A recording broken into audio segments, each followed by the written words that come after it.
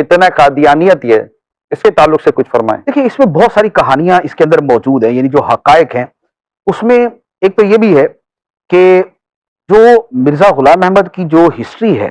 اس کے اندر پیسے کے پیچھے جانا یہ بڑی کثرت کے ساتھ ہے۔ یعنی نبوت کا دعویٰ اس نے بعد میں کیا تھا، لیکن اس سے پہلے جو ہے وہ کتابیں بیچنا، ان کے پیسے کمانا، اشتہار چھاپ دینا کہ میں ایک کتاب لکھ رہا ہوں اور وہ ایسی کتاب ہوگی کہ جناب ایسی ویسی تیسی، تو لہذا مجھے پہلے سے اگر پیسے دے دیے جائیں تو یہ بہت اچھی چھپ جائے گی، لوگوں نے پیسے دیے، اس نے کتاب ہی چھاپی۔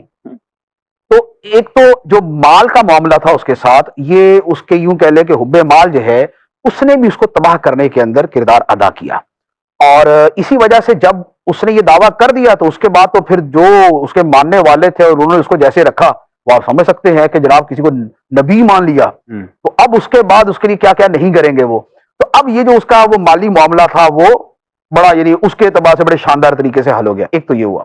دوسرے نمبر پہ مرزا کے ساتھ لٹرلی مرگی کا پرابلم تھا،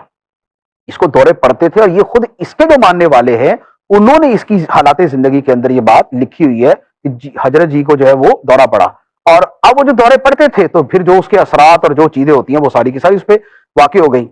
اچھا تیسرے نمبر پہ یہ ہوا کہ وہ زمانہ یہ زمانہ وہ تھا کہ جس کے اندر جو ہمارے ہندوستان کے قابضین تھے ان کو ضرورت تھی خود مسلمانوں کی طاقت کو منتشر کرنے کی، اور اس سے اچھا مورا کوئی نہیں، کیونکہ اس نے کیا کیا، اس نے ایک تو حکومت وقت سے وفاداری کے جو ہے وہ کتابیں جاری کی، دوسرے نمبر پہ اس نے کہا کہ ان کے خلاف مقابلے بازی کرنا یہ سب ناجائز ہے، سب حرام ہے، ہم ان کے مطیع و فرما بردار اور ان کے بڑے جو ہے نا وہ وفادار بن کے رہیں گے۔ اب اس سے بڑھ کے اور بندہ کیا چاہیے تھا ان کو؟ تو اب اس کے میسج کو انہوں نے پھیلایا، اس کو عام کیا۔ اب ایک طرف جو اس کے ماننے والے تھے وہ وفادار ہوئے، دوسرے نمبر پہ جو مسلمان ان کے خلاف کچھ کر سکتے تھے اب وہ اس کے پیچھے پڑ گئے، تو اس نے اپنی طرف متوجہ کر لیا، تو وہ آرام سے بیٹھ گئے کہ جو دشمن تھے ان کو آپس میں لڑا دیا، کچھ کو اپنی وفادار بنا لیا، تو نتیجہ یہ ہوا کہ وہ تو مدد سے حکومت کرتے رہے، یہ آپس کے اندر لڑتے رہے۔ تو اس طرح کے اسباب تھے مرزا کے پیچھے۔ پھر اس کے ساتھ یہ تھا کہ اس نے اپنے جب اس نے نبوت کا دعویٰ نہیں کیا تھا اس سے پہلے یہ بھی ذرا چلے ولے کیا کرتا تھا، اور چلوں کے اندر یہ ہوتا ہے کہ بعض اوقات کچھ ایسی چیزیں جو مکاشفات کی صورت ہیں وہ سامنے ظاہر ہوتی ہیں، لیکن جو کشف ہے یہ تو کافر کو بھی ہو سکتا ہے،